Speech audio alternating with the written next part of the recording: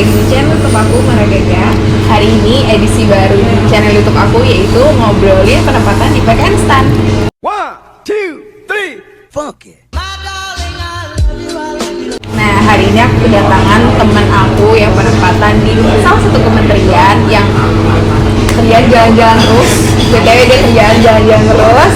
Perkenalan dulu deh, siapa namanya, terus dari jurusan apa, terus lulusan tahun berapa? Oke, terima kasih Mbak Maya. Oke, jadi gua Fatur Razi, lu bisa panggil gua Ozai.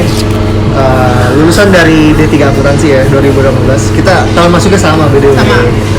Cuman gua lulus duluan, dia baru ya? Baru di bulan September November ya? November 2021 apa gitu? November atau Oktober? Oktober ya? Oktober 2021. Karena gue D3 kan, dia D1. Gue D1. Langsung aja ke pertanyaan yang pertama. Nih, gue kepo banget sih. Gimana sih perasaan bisa lulus? Lo kan akuntansi nih ya. Nah, dia jurusan akuntansi. Lo akuntansi itu terkenal sama dosen killer yang suka ngede orang. Oh, enggak juga. Oke. Karena nggak dapet gue gitu. Ups. Oke. Jadi gimana sih perasaan lo lulus dari PKN STAN diploma 3 akuntansi? Perasaannya bersyukur banget ya, soalnya ya lu tau lah kalau misalnya di STAN itu masuknya susah, keluarnya lebih Apalagi? susah. Jadi bersyukur banget bisa lulus dari STAN dan dapat penempatan apa yang enak lah ya, istilahnya penempatannya enak ini. Kementerian SDM enak guys. Gila, langsung di spill ya. Nah, dia kan sekarang di Kementerian SDM nih. Bisa ceritain dikit nggak, Kementerian SDM itu ngapain aja? Kerjaannya tuh apa aja sih di Kementerian SDM? Apa sih Kementerian SDM itu? Kementerian SDM ya, kepanjangannya Kementerian Energi dan Sumber Daya Mineral. Jadi dari namanya sendiri udah kebayang kan? Iya. Energi dan sumber daya mineral. Jadi gampang ya, kementerian ini tuh membantu presiden ngurusin energi dan sumber daya yang ada di Indonesia, baik yang dari dalam bumi maupun yang diperbarui seperti angin, seperti surya, seperti sekarang energi listrik lagi rame-rame kan, mobil listrik. Iya betul. Jadi ya di kementerian kita migas, batu bara, emas. Jadi kita yang berarti itu semua dikelola sama SDM? SDM, tapi khusus migas ada ya yang di bawah, ada yang ngurusin lebih spesifik lagi, SKK migas namanya, tapi di luar Kementerian SDM. Tapi terus kita tapi tetap swasta dia, apa BUMN? Swasta. Tapi tetap koordinasi sama kita. Misalnya koordinasi ya. Nah, ngomongin soal penempatan, Kementerian SDM itu termasuk pilihan lu atau kelempar? Pilihan lu?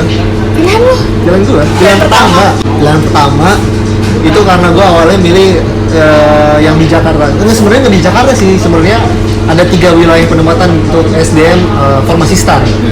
Di Jakarta, di Bandung, sama di Cepu, Jawa Tengah. Nah itu kan Jakarta, Bandung, sama Jawa Tengah. Iya, itu kan gak jauh kan, jadi gue tertarik banget nih. Kementeriannya gak yang vertikal kemana-mana gitu. Iya benar-benar. Nggak yang dilempar jauh banget gitu ya. Sebenarnya kantornya ada sih di setiap PT ya? Apa dinas PT itu? kayak kita kan ngurusin gunung api juga, jadi pusat survei gunung api. Ya di gunung api ditempatkan di situ, tapi formasi STAN nggak bagian itu. teknik pergunungan.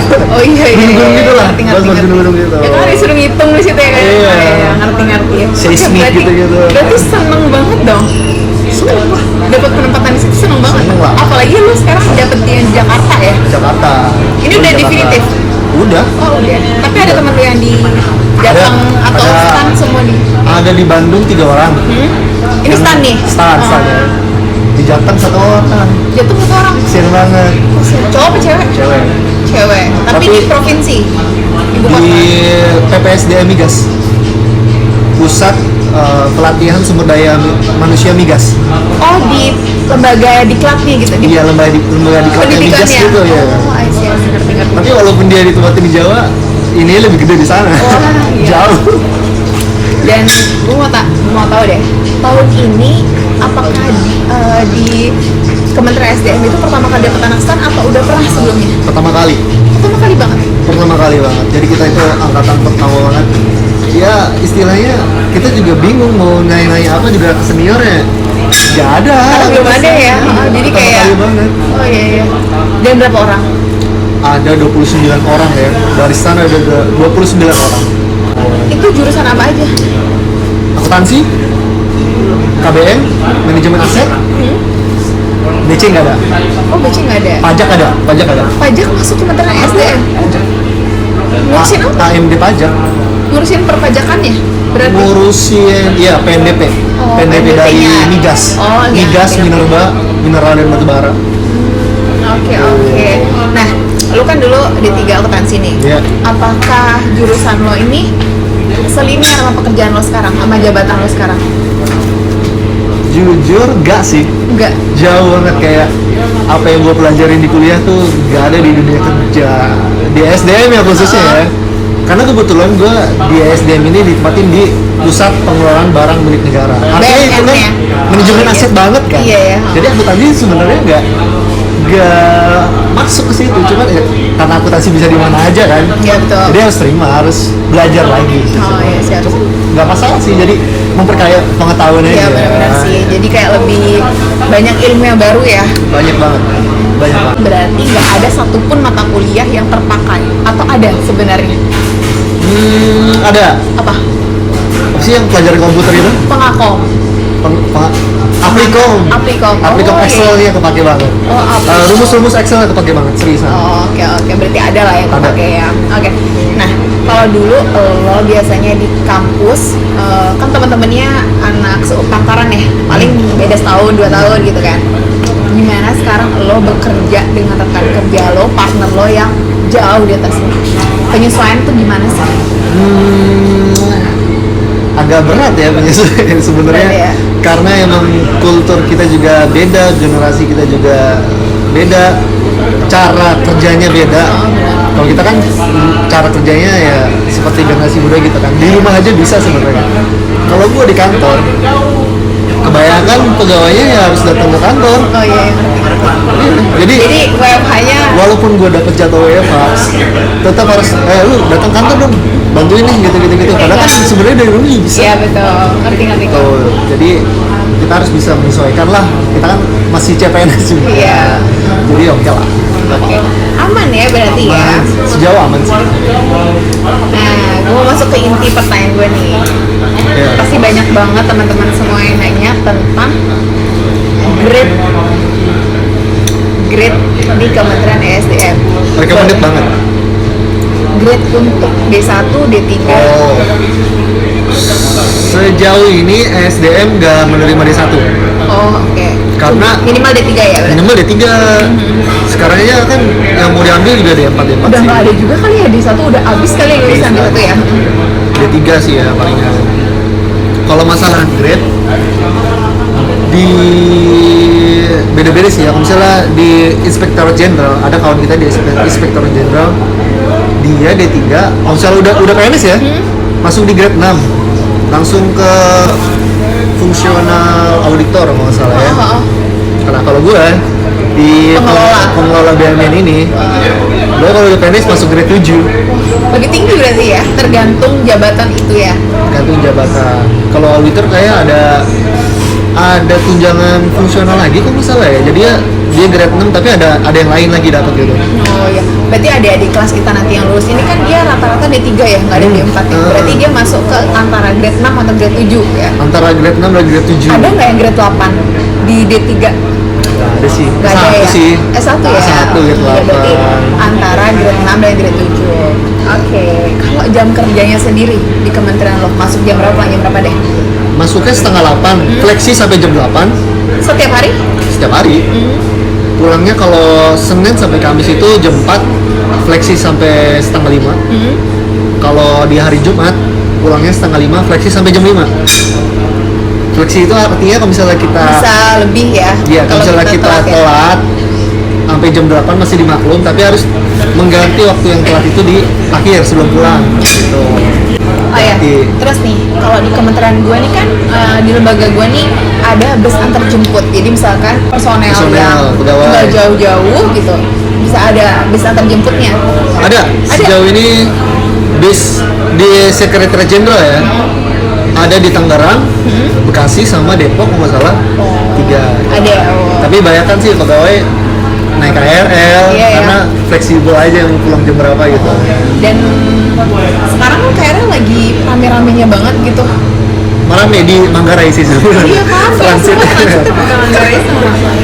Tapi Oke, ini sekarang di tips memilih penempatan karena adik-adik kita kan mau pada memilih penempatan nih gitu. Ya. Apa sih yang harus dipertimbangkan dalam memilih penempatan menurut lo sendiri? kalau menurut gua, karena gua itu kan orangnya mentingin keluarga banget ya. Jadi semua kan keluarga gua di Jakarta. Makanya gua milih penempatan yang di Jakarta juga sebenarnya. Penempatan gua tuh ada 3 ya. Kementerian SDM, Pemkot Tangerang sama Pemkap Tangerang. Nah, itu kan masih di sekitar Jakarta Iya. kan. Jadi gak yang jauh-jauh banget lah gitu. Kalau kalau lo emang lebih mentingin keluarga, ya saran gue ya nyari penempatan yang ada di Jakarta aja. Tapi kan ini karena lo asli Jakarta. Asli Jakarta. Jangan lupa itu ya. Oh iya, dia iya. asli Betul. Jakarta. Berarti kalau misalkan dia asli di suatu tempat, berarti utamakan kementerian ada di sana atau pemkotnya ada di sana gitu ya. Teman-teman sendiri pilihannya gimana, mau mentingin home base atau emang mau berpetualang? Oke. Beda-beda, semua tuh beda-beda, ada plus ada minusnya. Betul. Tergantung teman-teman sendiri mau korbanin apa nih, mau korbanin keluarga kah, jauh dari rumah, atau mau korbanin penghasilan demi keluarga, Atau mau korban LDR sama doi. LDR kan. Ada loh yang janjian penempatannya Dan dapat dan dapet dulu di Jawa Barat yang Hoki ya. Pemprov Jawa Barat. hoki Hoki banget. banget. Gila, Selamanya bisa- di situ Pemprov nggak kemana-mana Iya, kan? Selamanya di langsung di Pemprov rumah Jawa di situ ya. Langsung di rumah di Iya situ. benar. Nah ini Kalau nggak putus, kalau putus kalau putus ya udahlah. cari lagi. Iya benar. Lagi. Ya sama-sama di situ juga ya. Oke. Ini pertanyaan terakhir. Ada nggak pesan dan kesan lo buat adik-adik tingkat kita nih yang mau lulus gitu? Petuah lah sebagai kakak tingkat yang udah jadi CPNS nih sekarang. Pesan gue ya untuk adik-adik yang mau baru lulus ini, luruskan niat dulu ya untuk mengabdi kepada negara Sebelum menentukan penempatan ya. sebelum menentukan penempatan. Karena kalau misalnya kita, aku ngerasain sendiri ya, kalau misalnya kita di awal mengharapkan penghasilan yang gimana-gimana gitu kan, takutnya nanti kecewa. Kalau misalnya nanti terjadi di adik-adik sekalian, gak usah patah semangat, tetap luruskan niat untuk mengabdi kepada negara. Karena rezeki udah yang atur kok, seriusan. Aku awal-awal emang agak cemburu juga sama temen, dia gede banget ya, kayak gitu-gitu. Ternyata pas kesini-sini agak enakan gitu kan, Udah lebih legowo. lebih ikhlas lah untuk ya yang penting luruskan niat dulu. Kesannya kalau jadi PNS harus gimana ya, harus nurut lah sama atasan, sama senior, harus loyal, jangan sampai teman-teman sekalian ini bikin stigma negatif di mata rekan-rekan kerja, karena itu akan membawa terus, Iya. akan ke bawah terus. Apalagi atasan kalau misalnya udah ngeliat, si ini kerja males nih, udah gak usah diajak-ajak lagi kerja gitu. Apalagi kalau bawa-bawa embel-embel anak Stan, stan. Hati-hati banget Iya, karena kita anak harus- stan tuh rata-rata dipandang baik ya. Terus kalau kita bawa stigma jelek itu semuanya merempet. Benar-benar, karena gua ngerasain sendiri ya, kalau kita di kantor itu yang stand itu kayak dilihat beda gitu. Iya, kayak lebih anak emas ya. Diperhatiin banget. Jadi kalau misalnya kita ada salah dikit pun kelihatan banget, Iya. kentara banget. Kalau misalnya ya Relate sih. relate kan gitu kan, gitu. Makanya jaga nama baik stand aja, aroma mah. Dan apa pesan lo buat adik tingkat kita nanti ternyata nggak sesuai sama pilihannya? Kan pasti banyak yang kecewa kan. Apa sih pesan lo untuk teman-teman semua? Jangan takut. Pesan gua, jangan takut, jangan kecewa, jangan putus asa, jangan patah semangat. Karena ada kementerian yang kita anggap itu buangan, tapi ternyata jackpot. Itu ternyata jackpot. Dan nggak bisa kita spill ya. Nggak bisa kita spill karena itu rezeki-rezekian. Rezeki-rezekian emang. Jadi ya udah. Gue bukan nggak mau spill sih, gue nggak tahu. Gue nggak tahu sih yang mana yang jackpot yang mana enggak gitu. Oh ya, lu dulu tahu kementerian ini tuh dari mana sih? Karir Space ya? Gak ada di Karir Nggak ada? Space. Gak ada. Nggak ada? Di Karir Space gak ada. Di mana-mana juga gak ada. Terus minim informasi juga sebenarnya di kementerian. Tapi gue yakin aja dalam Oh, hati. sama kementerian ini ya. Gue sampai 3 kali sholat istikharah Masya Allah. di Gila, itu kan coy. penutupan pendaftaran itu kan jam 12 malam kan. Gue jam 11 masih istikharah yang terakhir tuh. Gue sambil teleponan sama kawan gue, sama cewek gue, Sama doinya. sama orang tua gitu kan, minta restu gimana. Akhirnya di penghujung waktu itu gue yakin aja nih SDM, yakin. Ada panggilan aja gitu dalam diri. Tuh. Karena teman-teman tuh bisa tahu informasi entah dari Karir Space, MGTPS itu nanti. Jadi biasanya di bulan apa ya, September, Agustus, September, Oktober. Oh sebelum ini ya, sebelum wisuda ya. Sebelum wisuda. Sebelum wisuda tuh biasanya ada informasi terkait penempatan. Nanti ada booth-boothnya biasanya kalau MGTPS gitu. Apa Karir Space sih biasanya nanti online gitu. Jadi tunggu aja teman-teman dari kementerian datang terus ngasih tahu informasi terkait kementerian tersebut. Oh ya, kalau misalnya mau nanya-nanya tentang SDM boleh Langsung Apa, di sini ya? langsung ke Instagramnya gue taruh di bawah nih atau di description box. Thank you banget udah mau menjawab pertanyaan-pertanyaan yang udah gue buat gitu kan. Ini mewakili semua teman-teman yang nanya tentang kementerian. Jadi hari ini hari pertama ngobrolin tentang penempatan PKS. Nanti mungkin kedepannya aku akan ngajak teman-teman aku juga dari kementerian lain untuk sharing, oke? Oke. Sekali lagi yang mau tanya tentang kementerian SDM yang lebih detail lagi bisa langsung follow Instagramnya Kak Oji, terus bisa langsung DM ke Instagramnya. Gak nge-follow juga gak apa-apa kok. Tanya-tanya aja gak apa-apa. Langsung DM aja nggak usah nge-follow gitu. Oke, sekian video dari aku. Makasih udah nonton sampai akhir. Semoga video ini informatif buat kalian semuanya. Jangan lupa like, comment, and subscribe dan share video ini ke teman-teman yang pengen di kementerian SDM. Semoga video ini bermanfaat buat kalian. Bye. Assalamualaikum warahmatullahi wabarakatuh.